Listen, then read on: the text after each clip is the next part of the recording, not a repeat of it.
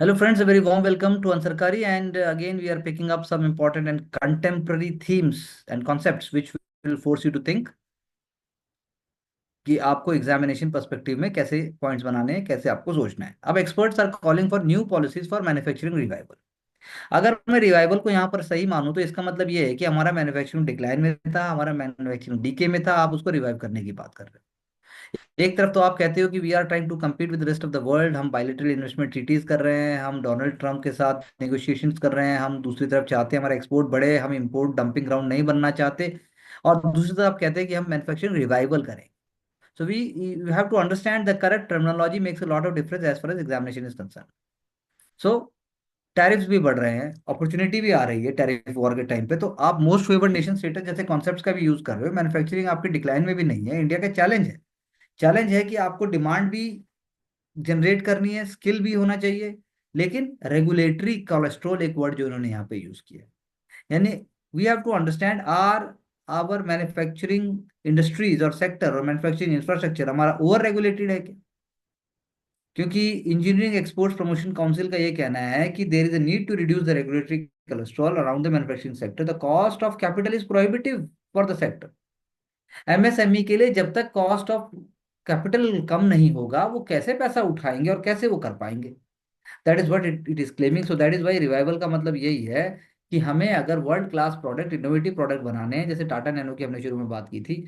और दूसरा, अगर हम अ, तमिलनाडु का बहुत अच्छा एग्जाम्पल है, स्टेरलाइट कॉपर इंडस्ट्रीज का जो बंद कर दिया गया, और इन्वायरमेंटल प्रोटेस्ट अगर गोवा में हुए उसके बाद भी मैन्युफैक्चरिंग वहां पर बंद कर दी गई, आयरन ओर्स की जहां तक बात है और बाकी इंडस्ट्रीज की बात है। So this is the whole point that PLI और बाकी सारे एस्पेक्ट्स के बावजूद क्या रियली हम we are going in the right track? Are we really on the way to become a small global leader? मैं बड़ा तो नहीं कहूंगा। So this is what is the thinking point for us. आप सोचिए कि आप कौन सी ऐसी मैन्युफैक्चरिंग इंडस्ट्रीज को आप फोकस करना चाहेंगे, दो या तीन। फिर चाहे वो सेमीकंडक्टर्स हो, चाहे फिर वो ऑटोमोबाइल सेक्टर हो, चाहे फिर वो ग्रीन एनर्जी हो, जो मतलब कि मैन्युफैक्चरिंग को बूस्ट देकर स्किल बेस्ड लॉन्ग टर्म हमें हेल्प करे। The first step, as the government of India is trying to do, it is shocking for all of us. And the Pak is denying all the rules. We have discussed that. And the point is that people are very much upset. There is a movement against it. और ये सच भी है, ऐसा होना भी चाहिए, because this is one of the most shocking and most inhumane act. We have to oppose terror in all forms. And to oppose terror and to contribute to society is also one of the ways to join civil services. Desperate step है, पाक का intent है, it want to create a rhetoric. Pakistan is in dire state, psychologically, emotionally, economically crippling economy है। China is also tired of Pakistan, but then still it is standing with it as a all weather friend. India के लिए भी opportunity, because China is saying कि मैं आपके साथ कुछ business भी ज्यादा बढ़ाना चाहता हूँ। Taliban regime is not helpful for Pakistan. Taliban regime is having its own space and own thinking. And most importantly Iran जो है, इंडिया के साथ भी एक अच्छे ताल्लुकात रखकर पाकिस्तान बीच में होने के बावजूद उसका पेट्रन नहीं बनना चाहता। So it is the Kashmir policy which Pakistan believes is the will give its limelight. और उसके बाद वो चाहता है कि वो पाकिस्तान चाहता है कि किसी भी बात को डिफिनेट करके ना देखा जाए, हर चीज को पाकिस्तान के आइडिया में घुसा दिया जाए। तो ये गैम्बिट है उनके लिए, जैसा कि यहाँ भी लिखा है। पाकिस्तान ने ये स्टेप लिया बिकॉज पाकिस्तान का अपना जो लॉजिक है टू नेशन थ्योरी का, वो आर्टिफिशियल है। इकोनॉमिकली तो पाकिस्तान इन डोल्ड्रम्स है। और जो फ्यूचर पाथ है पाकिस्तान का, वो भी बहुत नेगेटिव है। Army is going to seep up all the money, there is no skill, there is no positivity and equality in the society. And that is why जो हाई हाई जो agenda है वो यही है कि आप इमोशनल जिंगोइज्म से, religious fundamentalism से इंडिया को कैसे भी करके परेशान करो, लेकिन वो कर नहीं पाएंगे। That's what we can say. So India's river pose health risk due to antibiotic pollution, this is one study. So आपको ये पॉइंट याद रखना होगा। मार्केट्स कहते हैं कि the tariff war with China is unsustainable. More tariff action, if even if it is being taken by both the countries, then it is not going to help. Global economy इससे impactful होगी। इससे जो trade nerves हैं, जो trade centres हैं और जो trade markets हैं, इससे वो they will be getting shock treatment, और उससे पूरे वर्ल्ड की ग्लोबल ग्रोथ ही कम होगी। That is why in the longer run it is not going to help the president and his administration is actually going to have a deal with China also. India ने 65 year old Indus water treaty को suspend किया because according to its provision India had the right to do so. सबसे पहले जान लीजिए, IWT Karachi में sign हुई सितंबर 1960। Negotiation between India and Pakistan for 9 years, treaty has 12 articles. और ईस्टर्न फ्लोइंग रिवर जो है Sutlej, Beas, Ravi, they shall be available for the unrestricted use of India, जबकि इंडस, झेलम और चेनाब को पाकिस्तान को किया जाएगा। तो decision is significant. India cannot stop the water immediately. India is not having any kind of structure. India is not having any kind of power or you can say infrastructure to do so. लेकिन longer run में ऐसा हो पाएगा।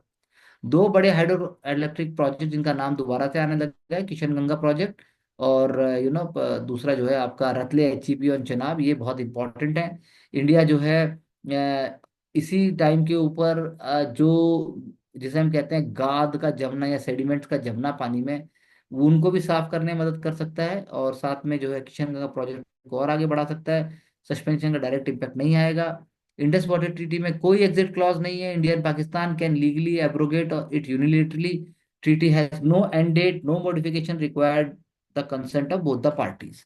लेकिन Indus water treaty exit नहीं की जा सकती है। Does contain dispute resolution mechanism, उसके अंदर है कि पहले आप जो है परमानेंट इंडस कमीशन से बात करेंगे, वो नहीं होगा तो neutral expert, and finally you can go to arbitrators. तो वही बात है कि पाकिस्तान की हरकतें और पाकिस्तान का जो वजूद है वो उसको महत्वपूर्ण नहीं मानता है। India is going to revoke the treaty, इसका मतलब इंडिया ने ट्रीटी को छोड़ दिया। डिस्प्यूट रेजोल्यूशन मैकेनिज्म वो कोई यूज का ही नहीं होगा और कोई असिस्टेंस का भी नहीं होगा पाकिस्तान के, क्योंकि ऑब्वियसली इंडिया ने इसको छोड़ ही दिया ट्रीटी। इंडिया के लिए बार्गेनिंग चिप भी हो सकता है।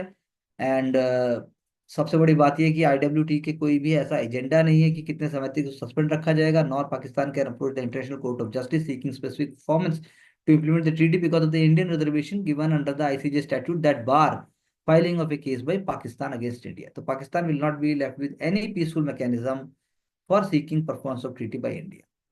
तो वही बात है कि टू हाइड्रिक इलेक्ट्रिक प्रोजेक्ट्स हैं जम्मू कश्मीर में जिनमें पाकिस्तान की विजिट्स भी होती थी, अब वो विजिट भी बंद कर दी जाएंगी। सो that is why it is a very very significant step. And so both the parties concerned, they are going to have their own way because there are point of differences। And आप कह सकते हैं कि ये treaty जो है हमारे लिए एक हमारे लिए एक बहुत इम्पोर्टेंट मीन्स, हमारे लिए बहुत इम्पोर्टेंट टूल है। पाकिस्तान को अपने किए की सजा तो मिलेगी ही। Al Qaeda inspired terror module, Jharkhand based group was planning to terror attacks in India, Delhi police ने चार्जशीट में बोला, that's what they did. IMF से US will avoid recession but the question arises how, इससे स्लो डाउन तो आएगा, लेकिन IMF ने कहा कि you know that US will be able to handle it because of Donald Trump's trade measures. But US जो है किसी भी तरीके से इसको हैंडल कर जाएगा। बाकी economies they are also growing but they are not growing the way it should be. India का फोकस 6.2 से 6.5 तक है। And IMF says that immediate restoration of stability in the US trade policy is critical, and that is only going to help us in the longer run. Dollar will appreciate, slower growth and investment will move away from dollar but going to other currencies. Kashmir terror attack came at a time when tourism has started to pick up. You can see 2024 में 3.5 million people they have gone there. You see how beautiful graph is there from 2022 onwards. US solar tariffs on four South Asian nations may aid Indian exports. Again, another avenue for us. How India is going to do it? इसमें private companies हैं, इसमें बाकी bodies है, solar energy cooperation of India उसका role है, बाकी middle east, east और north Africa के साथ जो है उनके साथ हमें देखना है कि we can create new markets, new avenues. Saudi Arabia India to set up 2 oil refineries, ये अपने आप में वेरी पॉजिटिव। इंडिया मेरे सऊदी अरेबिया, सोहेल अजाज खान ने कहा। And then investment will be part of Saudi's early commitment of investing $100 billion in India. So India is also committed the same, so that is why it's a positive thing. RBI, benign inflation, global unrest, called for growth-oriented policy. Overall, there are favorable factors, and there is need for assessing the situation. And GDP growth could face a little downward pressure. That's what they are saying.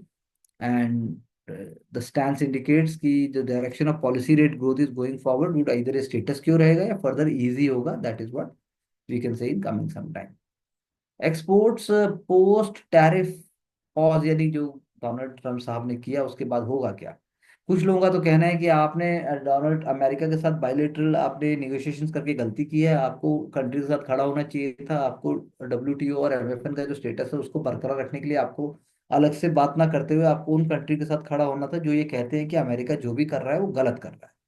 So we are leveraging global shifts. We are strengthening a domestic trade ecosystem. India can turn itself is a kind of an ecosystem for the sustained export-led growth. तो कैसे होगी वो ऐसे ही होगी कि हमें engage करना पड़ेगा कंस्ट्रक्टिवली, कन्फ्रंटेशन से नहीं, हमें सेक्टर फोकस लेने पड़ेंगे। वो भी ऐसे सेक्टर जो चाइना नहीं कर पा रहा है, चाइना को रोका गया, और हमें यूएस के स्ट्रेटेजिक इंटरेस्ट है उनको देखना होगा कि उनका इंटरेस्ट किस में है, चाहे वो क्रिटिकल मिनरल्स हों और चाहे फिर बाकी कोर एरियाज हों। साथ में हमें बीटीए को जल्दी से हमें पूरा करना होगा, और diversify of export basket we have already spoken about it. तो वही बात है जिनकी हमने जनरली हमेशा चर्चा की कि कैसे इंडिया अपने आप को पूरे के पूरे वर्ल्ड सिनेरियो में बरकरार रख सकता है। A mix of soaps and bans should do the trick। Delhi government EV policy के लिए बात कर रहे हैं, तो आपसे अगर कुछ पूछे कि परचेज इंसेंटिव्स तो बिगेस्ट पुल होगा, आप उसके लिए कितने पैसे देते हैं ना, और आप ईवी अडॉप्शन के लिए जो चार्जिंग स्टेशन है वो आप कितने क्रिएट करते हैं, दोनों बहुत इंपॉर्टेंट है। And phasing out of fossil fuel powered vehicles, तो policy plan to establish stringent timeline to mitigate the utilisation of fossil fuel powered vehicles. Commence August 2025 the registration of new CNG auto rickshaws वो prohibit हो जाएंगे, और renewal भी जो है वो रोक दिया जाएगा, सिर्फ इलेक्ट्रिक ऑटो रिक्शाज को बात की जाएगी। और इसी तरह से ईवी, इसके लिए हम धीरे धीरे धीरे करके आगे बढ़ने की बात है। तो public transport and other services दोनों में एक पैरिटी होनी चाहिए, और प्राइवेट ट्रांसपोर्ट को भी जो है कि घर में चार चार कारें हैं वो हमें देखना पड़ेगा। तो पब्लिक चार्जिंग स्टेशंस बनाने पड़ेंगे, साथ साथ में हमें क्लीन मोबिलिटी सेंटर्स क्रिएट करने पड़ेंगे, साथ में हमें security and law and order को भी देखना पड़ेगा, और broader impact of EV ecosystem वो भी हमें देखना होगा। तब जाके आप कह सकते हैं कि आज से 5 से 10 साल में कुछ फर्क आएगा। India is going to add 100 to 150 satellites in the next 3 years. You remember the name, please? V. Narayana, sir. He is the chairman, ISRO. That is very, very important. Currently, India operates about 55 satellites, and for a country which has a vast border and 7,500 kilometers shoreline, it is not sufficient. We are going to do more. That's what it is saying. And आप कभी भी जब बात करते हैं successful dynamic organisation की जिसपे India is very proud, तो ISRO is obviously one of. Haryana first complete streets initiative ये आया आपका सानथ रोड एंड गली नंबर 7 इन उद्योग विहार गुड़गांव। ये एक अपने आप में प्रोजेक्ट है, मॉडल स्ट्रीट्स बनाने की बात है, 5 मीटर लॉन्ग पेवमेंट। और इन द इधर से the project has been implemented in Gurgaon, and 23 crore का प्रोजेक्ट है आपके गुड़गांव मेट्रोपॉलिटन डेवलपमेंट अथॉरिटी ने ऐसा किया। सो एवरी सेक्शन, चाहे वो बच्चा है, चाहे वो बुजुर्ग है, चाहे साइकिलिंग है, वो उसका एक मॉडल बनाने की बात है। बट द क्वेश्चन अराइजेस कि आप जो 20,000 फ्लावरिंग प्लांट्स और स्ट्रीट मार्शल जो आप सब कर रहे हैं, तो क्या आप इसको रेप्लिकेट कर पाएंगे? क्वेश्चन इज दैट, और करेंगे भी तो कैसे करेंगे, ये मैं आप मुझे जरूर बताइए। From November 1, no entry in Delhi for transports vehicles floating norms, CAQM clamps down on polluting vehicles. It is very very important. So ये एक ऑनगोइंग डिबेट और ऑनगोइंग पॉइंट है जिसको आपको देखना होगा। Again, Supreme Court is invoking Article 150 of the Constitution to protect 250 students facing hurdle in education due to shifting of their institute campus। तो ये बात आई मंगलुरु से, जहाँ पर होटल मैनेजमेंट के स्टूडेंट जो हैं, they are faced with difficulty that one hand they have to vacate the present premises, and the other hand the campus where it was proposed to relocate the institute is not ready। तो आप example देखिए कितना अच्छा और कितना logical है जिसको उठाया गया, और उस एंगल से आप सुप्रीम कोर्ट के रोल को भी डिफाइन कर सकते हैं। Procedure of high court to modify punishment to totally untenable, इसने सुप्रीम कोर्ट ने अपने जंक ऑर्डर में कहा। This was with respect to Allahabad high court's order. And ये सिर्फ पहला नहीं है, हमने इससे पहले भी कई ऐसे ऑर्डर्स पढ़े हैं जिसके अंदर सुप्रीम कोर्ट को लॉजिक और रेशनलिटी के साथ अपने नीचे के कोर्ट्स को, that for that but high courts को, उनको बताना पड़ता है कि भाई आप गलत कर रहे हैं। तो that's how what we can take away from it. Supreme Court ruling on Tamil Nadu bills and BJP MP's attack on court raise the question, are governors needed? तो वही बात है कि ये आपके लिए भी बहुत इंपॉर्टेंट है। No action is taken against errant MP. This is curious. BJP is not known to Delhi once it has decided. Nishikant दुबे's remarks were not a small matter, जैसे मैंने अभी आपसे पर्सनल डिस्कशन में हमने कहा था। लेकिन क्वेश्चन अराइजेस कि क्या वाकई चाहिए, तो चाहिए तो सही, लेकिन उसके व्यवहार में और उसकी सोच में परिवर्तन आना चाहिए। आर्टिकल 356 जो है वो अपने आप में एक बहुत पावरफुल टूल बना, इंदिरा गांधी जी के समय में ऐसा हुआ। तो अब वही बात है कि governors who refuse to give in to pressure by the centre वो हैं, वो भी ऐसे हैं जो ऐसे एग्जांपल्स हैं। डायलॉग होना चाहिए। Politics is becoming difficult, it is becoming partisan. चाहे मणिपुर हो, चाहे तमिलनाडु हो, चाहे फिर वो कर्नाटका हो। तो हमें देखना होगा, वेस्ट बंगाल हो, कि हमें देखना होगा कि ऐसी परिभाषा और ऐसी सोच को ना पढ़ाया जा सके। That is why Parliament or the Supreme Court, who is supreme, that is not the point. Constitution is supreme, and Parliament obviously is the one which makes the law. लेकिन Supreme Court is educating and decorum is maintained because of that. और सबसे बड़ी बात यह है कि उस institution की अपनी sanctity है. That is why action must be taken against such people who are speaking anything which is not supposed to be. It is a contempt. State must tackle food adulteration, ये बहुत अच्छी बात है और उनको रहना भी चाहिए। एनएफएचएस ने अभी सर्वे किया जिसमें से स्टंटिंग पता चलती है चिल्ड्रंस की, एंड फूड क्वालिटी भी बहुत पुअर है, एडल्ट्रेटेड मिल्क है, एडल्ट्रेटेड फूड है। तो वही बात है, water is the main adulterant in milk, बाकी सॉल्ट और डिटर्जेंट और ग्लूकोज भी हो सकते हैं। पनीर, वाटरमेलन, स्पाइसेस की बात भी है। तो क्वेश्चन वही है कि सरकार इतने लेवल पे इंस्टीट्यूशंस क्रिएट करे कि वो माल न्यूट्रिशन, वो मतलब एडल्ट्रेशन को पता लगाए, rather than people getting activism about it. So the point is that diabetes हो गया या फिर अडल्ट्रेशन की वजह से जो ग्रोथ हो गई, या फिर आप कह लीजिए जो बाकी इश्यूज हैं वो निकल के आते हैं। एफएसएसएआई रेड्स कंडक्ट कर रहा है, लेकिन सिटीजन सिर्फ अपने घर पे ही खाएं ऐसा पॉसिबल नहीं है। तो पॉइंट इज दैट कि एफएसएसएआई को उन स्टैंडर्ड्स को, उन प्रैक्टिसेस को लेके आना होगा, और सरकार का फर्ज है कि वो इस चीज को ठीक से पुटअप करे। डिजिटल पब्लिक इंफ्रास्ट्रक्चर बिल्कुल वायबल होना चाहिए। डिजिटल पब्लिक इंफ्रास्ट्रक्चर जो है वो सस्टेनेबल भी होना चाहिए। तो first of all you have to think of examples. More than 1200 schemes Aadhaar के अलावा जिन्होंने बेनिफिट किया। Government shies away from appropriate pricing of DPI services. तो डीपीआई सर्विसेज जो है वही है, जैसे हमने बात किया कि अगर आप हाईवे में इन्वेस्ट करते हो तो उसके साथ साथ आप आधार लिंक सर्विसेज को भी जोड़ दीजिए। Aadhaar based authentication was launch in 2009। वो फ्री ऑफ कॉस्ट था 2019 तक। The fee structures were revised, अभी जैसे हम बात करते हैं। और टेलीकॉम सर्विसेज प्रोवाइडर्स पे ₹1 for e-KYC and other private entities पे ₹3 while it's free for government entities. तो यही बात है कि यूपीआई अभी भी जीरो कॉस्ट सर्विसेज पे है, basic peer to peer and merchant transaction, but as a nuance fee structure for advance services. और प्रीपेड वैलेट इंस्ट्रूमेंट्स यहाँ पे बताया हुआ है कि कैसे मर्चेंट जो है pay interchange fee transaction over 2000 with rates varying from 0.5 to 1.1%। और दूसरा अगर आप देखोगे कि यूपीआई का अडॉप्शन तो पूरे देश में हो गया और उसके सब्सटेंशियल कॉस्ट भी है, ₹781 crore in marketing and 188% increase in product incentive amounting to 367 crore. ऐसे ही ओएनडीसी की बात की, open network for digital commerce, massive growth के बावजूद जो है फिजिकल डेफिसिट है उसके अंदर। और फाइनेंशियल वायबिलिटी जो है इन सब की, वो डिजिटल पब्लिकेशन को खींच रही है नीचे, वो नहीं होना चाहिए। तो पॉइंट यही है कि फ्री सर्विसेज से ओवर यूज तो हो जाता है लेकिन मिसयूज भी होता है। फ्री यूपीआई फ्री चार्ज में है, पीपल हेजिटेट नहीं करते हैं, लेकिन साथ साथ में जो है परफॉर्मेंस इश्यूज भी अभी जैसे हमने रिसेंटली देखा आए। और फी प्रोहिबिशन जो है वो कंपटीशन को भी हर्ट करते हैं। तो इसीलिए यूपीआई के केस में दो ही जायंट्स हैं, गूगल पे देख लीजिए आप, और उसके बाद पेटीएम भी देख लीजिए। उससे पहले पेटीएम था तो वो कैसे उनका इतना बड़ा हाथ है। और जीरो फी मॉडल से क्रॉस सब्सिडाइजेशन भी होता है। तो लेकिन पॉइंट ये है कि आप इसको कैसे करेंगे, प्राइसिंग मॉडल को आप लेके कैसे आएंगे। ये सिंगापुर का पे नाउ मॉडल था, it adopted a flexible merchant fee approach, small and it provide incentives to small vendors.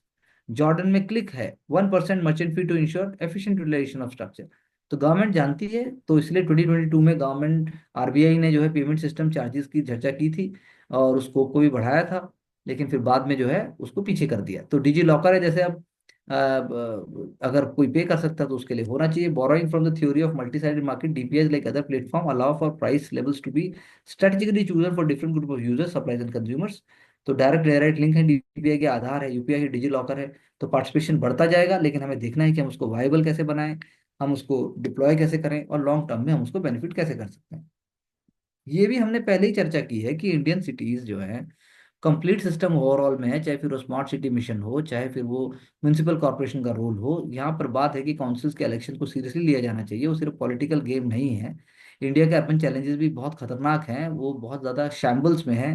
Traffic congestion है, पोल्यूशन है, वेस्ट मैनेजमेंट है। उसके बाद जहाँ जहाँ पे स्मार्ट सिटीज़ ने कुछ किया भी तो बिट्स एंड पैचेस में किया है।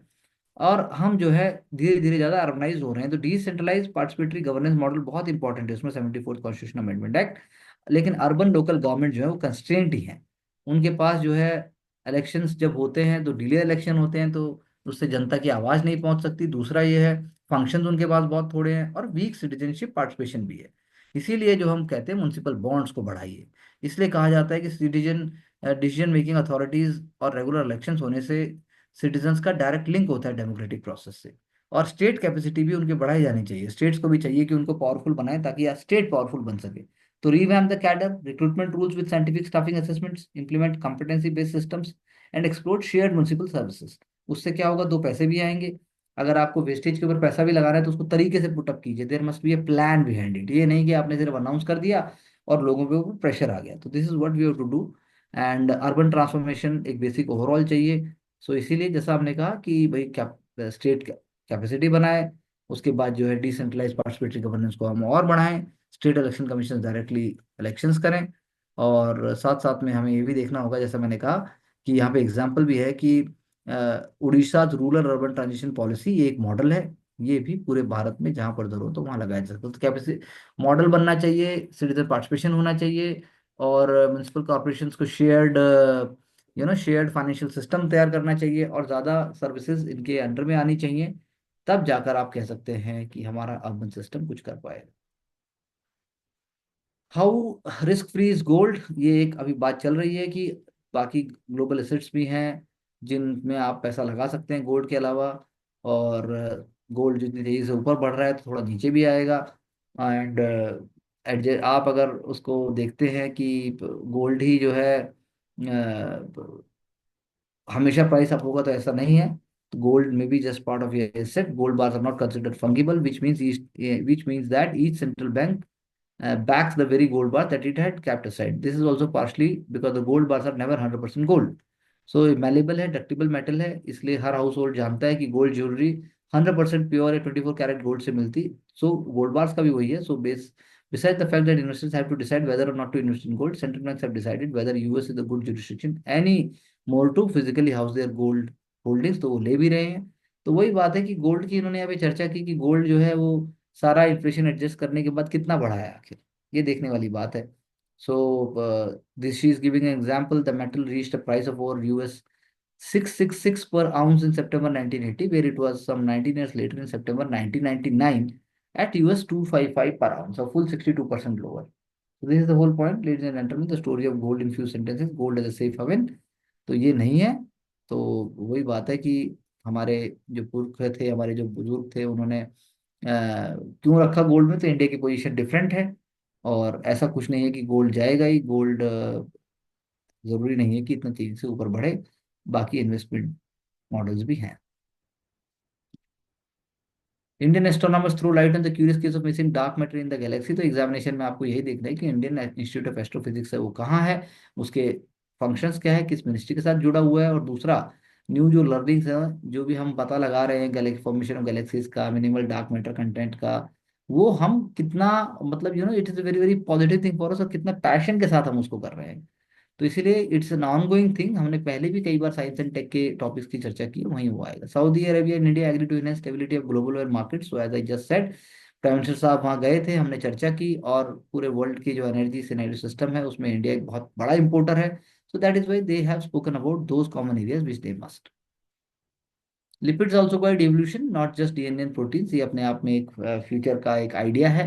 तो लिपिड से भी आपको बॉडी और आपको जो स्पीसीज है उसमें इवोल्यूशन होता है, क्योंकि वो भी इस तरीके से बने होते हैं कि वो फ्यूचर जनरेशन या ह्यूमन हेल्थ को इवॉल्व करने में मदद करते हैं। Drugs like statins commonly used to control cholesterol and other permanent lipids in cell. तो वही बात है कि वो अपने आप में बॉडी इवोल्यूशन करने में हेल्प करते हैं। लिपिड्स मेकअप ऑफ 30%, अगर आप बात करें लिविंग सेल्स हैं, लेकिन हम लोग उनको ऐसा समझ नहीं पाते।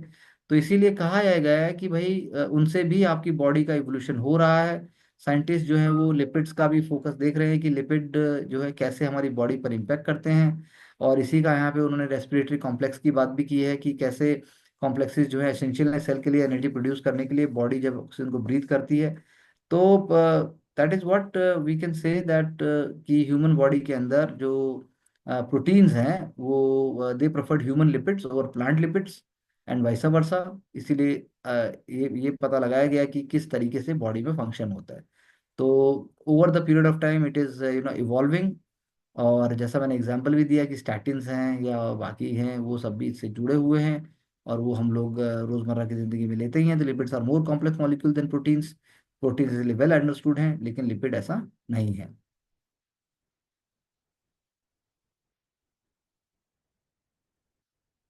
We are already speaking about what the action we will take. So the attack is very very shameful and it is horrendous.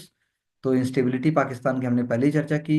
रीस्टेब्लिशिंग deterrence, that's also we have said that we are not going to do anything knee jerk. हमें long term solution लेना है. Military solution है लेकिन military solution के अलावा हमें long term solution ही लेना होगा. ब्यूटी पेजेंट, जैसे कि अब मिस वर्ल्ड ब्यूटी होने जा रहा है हैदराबाद में, तो इससे आपको क्या लगता है? इससे आपको ये लगता है कि एक तरफ तो ग्लोबल कॉमर्स बढ़ रहा है, एक तरफ आपको वुमेन एम्पावरमेंट की बात आती है, एक तरफ आप अलायंस बोलते हैं इसको कैपिटलिज्म और पैट्रियार्की का, और इसमें आप देखते हैं कि ब्यूटी विद पर्पस की बात होती है, या आप इसमें बॉडी उसको बस बॉडीज का आप कंजम्पशन कर रहे हैं, या आप जो है पार्टिसिपेंट्स का क्या कहें, young women specially from the country such as India, जहाँ पे फीमेल की विजिबिलिटी पब्लिक लाइफ में बहुत थोड़ी है, तो उन्हें ग्लोबल स्टेज पे मौका मिलता है. और डुअलिटी भी है इसके अंदर. Package of women bodies for public consumption, जैसा मैंने बोला, कॉर्पोरेट स्पॉन्सरशिप है. कॉन्फिडेंस जो है वो कन्फर्मिटी की तरह है. और एम्पावरमेंट भी जो है कंडीशनल है, नैरो है, वो ज़्यादा मेल सेंट्रिक है. तो इन चीज़ों को हमें देखना होगा. तो पार्टिसिपेशन ये नहीं है कि एम्बिशियस नहीं होने चाहिए, लेकिन बाइनरीज से हमें कोई फायदा नहीं होने वाला. Good point is over here that from where the Indian pollution comes over. तो आप ये देखिए, millions of people die from prematurely air pollution. Chart one दिखाया है यहाँ पे, डेटा से air pollution kills millions every year.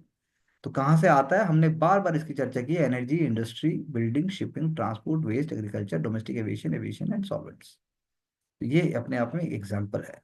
आप ये देखिए, इसको बहुत ही इंपॉर्टेंट है. उसके बाद आप देखिए नाइट्रोजन ऑक्साइड एमिशन इंडिया में कैसे होता है. This is very very important chart. Methane emission, साथ में black carbon emission, ammonia emission and non methane volatile emission. इसके पॉइंट्स आप नोट कर लीजिए, ये बहुत इंपॉर्टेंट है. आपको एक जनरल आइडिया होना चाहिए कि पीटी के हिसाब से क्वेश्चन बिल्कुल आ सकता है कि जैसे agriculture is one of the largest sectors, और non methane volatile organic compounds का भी यहाँ पर एग्जाम्पल दिया गया है. अब अगर कोई आपसे पूछे या एग्जाम में, मेंस में, या फिर इंटरव्यू में भी क्वेश्चन आता है क्या इंडिया में जुडिशियल डेस्पोटिज्म है, तो ऐसा नहीं है. Series of judgments in the recent times, they are to be seen from the perspective of the intention of the court. And criticism of judiciary पहले भी होती थी, लेकिन अब जो है वो क्रिटिसिज्म अगर आप अनफेयर करेंगे तो समय के साथ उसे ठीक नहीं माना जाएगा. तो जुडिशियल रिव्यू हमारे कॉन्स्टिट्यूशन में नहीं है, लेकिन आर्टिकल 13 से उसको जोड़ा गया है. फिर आर्टिकल 226 और आर्टिकल 32 जो है सुप्रीम कोर्ट को जुड़ा हुआ है, वही दिखते हैं कि how there is a violation of right. Judicial review essential component है रूल ऑफ लॉ का. हम कह सकते हैं judicial activism and judicial review are considered distinct. Basically both are two side of the same coin. अब उनका एक purpose है, लेकिन हमारे संविधान, हमारे सुप्रीम कोर्ट ने कभी भी उसका वो नहीं किया. It has not been going one way completely. तो लेजिटिमेसी उसकी ऐसी ही हुई है कि सुप्रीम कोर्ट ने डॉक्ट्रिन ऑफ लोकस स्टैंडी को उन्होंने रिवोल्यूशनाइज किया. पब्लिक इंटरेस्ट लिटिगेशन का हमारे पास एक बहुत पावरफुल टूल है. बट हम कहते हैं कि जजेस की कोई अकाउंटेबिलिटी नहीं है. ऐसा अगर कोई कह रहा है कि हमारे यहाँ सिविल और religious war that has been done through judiciary, तो ये वाली बात है. और कहते हैं कि 142 का हमने मिसयूज किया, तो ऐसा नहीं है. ऐसा हम डायरेक्टली आप नहीं कह सकते. कॉन्स्टिट्यूशनल लॉ में डिबेट किया जा सकते हैं. आर्टिकल 142 न्यूक्लियर मिसाइल है, ये एक बहुत ही स्ट्रांग स्टेटमेंट है. ये क्रिटिसिज्म है कॉन्स्टिट्यूशन का. और वाइस प्रेसिडेंट साहब को ऐसा नहीं कहना चाहिए था, जो खुद भी सीनियर एडवोकेट हैं. सुप्रीम कोर्ट ने ना तो जुडिशियल एक्टिविज्म और ना जुडिशियल पावर जो उनकी 142 के अंदर, उसको अनगाइडेड मिसाइल की तरह यूज नहीं किया है. और आर्टिकल 370 के केस में भी आप ऐसा ही कह सकते हैं. तो डेमोक्रेसी का एक डिबेट है. डेमोक्रेसी के लिए 1949 ऑनवर्ड्स आप देख सकते हैं पार्लियामेंट में, जो कॉन्स्टिट्यूंट असेंबली थी उसमें जो डिबेट्स हुए, उसके अंदर अल्टीमेट एनालिसिस यही था कि फ्यूचर कम्युनिटी जो है वो जुडिशरी पर रिलाई करेगी. Judiciary is going to help in the evolution of the constitution with the help of parliament. So आप कह सकते हैं कि प्रो गवर्नमेंट जजेस हमें नहीं चाहिए थे. अगर कोर्ट बहुत ज़्यादा ऑब्स्ट्रक्टिव हो जाएंगे तब भी दिक्कत होगी. तो greatest criticism against judicial review is in the name of democracy. Unelected जजेस ideally should not have power to quash laws passed by the democratically elected government. तो ऐसा नहीं है. गवर्नमेंट फॉर्म जो होती है वो मेजोरिटी में होती है in the people's house, yet the constitution does not permit it to become majoritarian. Similarly, governor or the president cannot exercise their discretionary powers arbitrarily in dissenting bills, because they should also respect the will of the democratically elected state elected assemblies. तो इसीलिए democratic objection गलत है judicial review के case के अंदर.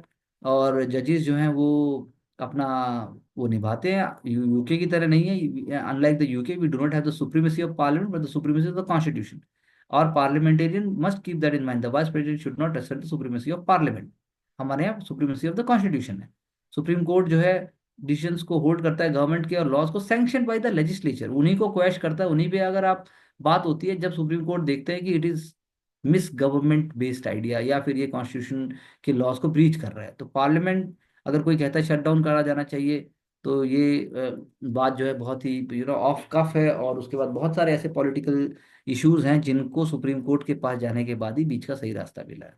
NJAC को और president rule in Andhra Pradesh, ये रिसेंट वर्डिक्स हैं। और even Tamil Nadu government petition against the governor, ये भी है। लेकिन इससे पहले आप अयोध्या की बात करें, आप बाकी उसकी बात करें, बहुत जगह सुप्रीम कोर्ट ने वैसे भी दी हैं जो कि गवर्नमेंट चाहती थी।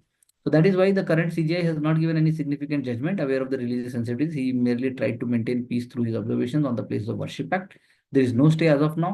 और तीनों गवर्नमेंट जो है अपने अलॉटेड स्पेयर में काम कर रहे हैं। सुप्रीम कोर्ट एसोसिएशन जो है वो बहुत इंपॉर्टेंट है, उसका भी एक रोल है।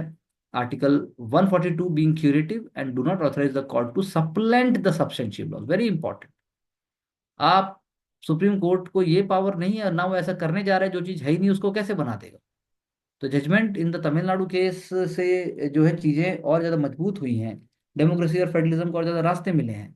और ये सुप्रीम कोर्ट के फैसले के बाद हम कह सकते हैं कि this is not against the provision of the constitution. No legal power can run unruly like John Gilpin on horse, but must keep sensitive to study course. तो वही वाली बात है कि he also observe that no constitutional power can be vulgarised by the personal vanity of the man in authority. ऐसा नहीं हो सकता, ये कोर्ट आप नोट भी कर लीजिए।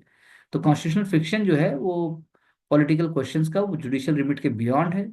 जजेस साहब के हाथ नहीं बांधे जा सकते, ना उनकी बातों को मैलिफाइड इंटेंशन में देखा जा सकता है। गवर्नर के केस में उन्होंने ऐसा इसलिए किया। जस्टिस गौरव राजन का भी एग्जांपल है, the assent of the president envisages under article 254 is neither an ideal nor empty formality, not an automatic event. It is an exercise of constitutional power. The Indian president too is under the constitution and not about it. Her or his actions too are amenable to the judicial review. Even Supreme Court is not supreme despite its nomenclature. It too must work under within the constitutional limits. तो बहुत अच्छी तरीके से हमने इसको समझने की कोशिश की। आप की पॉइंट्स को नोट कर लीजिए। All stress no play make children anxious. तो इसीलिए सबको थोड़ा बहुत खेलना चाहिए, सबको थोड़ा बहुत सोशल मीडिया से दूर रहकर आपको फिजिकल एक्टिविटीज करनी चाहिए, एनबीटी की बुक्स पढ़नी चाहिए, और कुछ लिखना चाहिए। हमको ने ये बातें पहले भी हमने की हैं। उसी पर्सपेक्टिव से आपको भी देखना है कि आप अपनी तैयारी में क्या ऐसा कुछ करते हैं। जॉर्डन बैंस मुस्लिम ब्रदरहुड। तो मुस्लिम ब्रदरहुड पे आप गूगल करके देखिएगा, इसका एक बहुत लंबा इतिहास रहा है, अरब स्प्रिंग से भी जुड़ा रहा है। और खासकर अगर हम बात करें इजिप्ट की, तो वहां से इसके बहुत इंपॉर्टेंट रिलेशन हैं। BNP stone by internal division, ऐसा होना ही था। और अभी तो बाकी बांग्लादेश नेशनल पार्टी की बात है, शेख हसीना के उसकी बात है, अवामी लीग का डिक्लाइन हुआ ही हुआ है। वक्त बताएगा कि अब चेंज सिचुएशन में बांग्लादेश में जब इलेक्शंस होते हैं तो आखिर होने क्या वाला है। Pop Francis troubled course in dealing with the clergy sexual abuse. तो उन्होंने उसको, हमने जैसा पढ़ा था, हमने देखा कि उन्होंने उसके अंदर एक बहुत ही रोप टाइट बात की और उन्होंने कमीशन को क्रिएट किया। साथ साथ में उन्होंने होमोसेक्सुअलिटी को भी ब्लेस करने की बात की। तो उन्होंने पॉजिटिव एस्पेक्ट से, बिना रिजिडिटी के, अपना काम खुद करते हुए सिंप्लिसिटी से इन चीज़ों को किया, जो कि बहुत ज़्यादा अप्रिशिएबल है। बाकी nothing is absolute and we must respect the sentiments reflected by the largest religious. अगर हम बात करें, हमने कल भी परसों चर्चा की थी कैसे 50 लाख, मतलब 50 लाख बोल रहा हूँ मैं, 50% से ज्यादा अगर हम रिलीजियस एस्पेक्ट की बात करें तो उसमें कैथोलिक क्रिश्चियंस आते हैं। यूरोप में पहले बहुत ज्यादा थे, यूरोप अब कम हुआ। Asia and Latin America no leading the right. So with this, we end this conversation. We are going to get back with more ideas in our next session very soon. Thank you very much.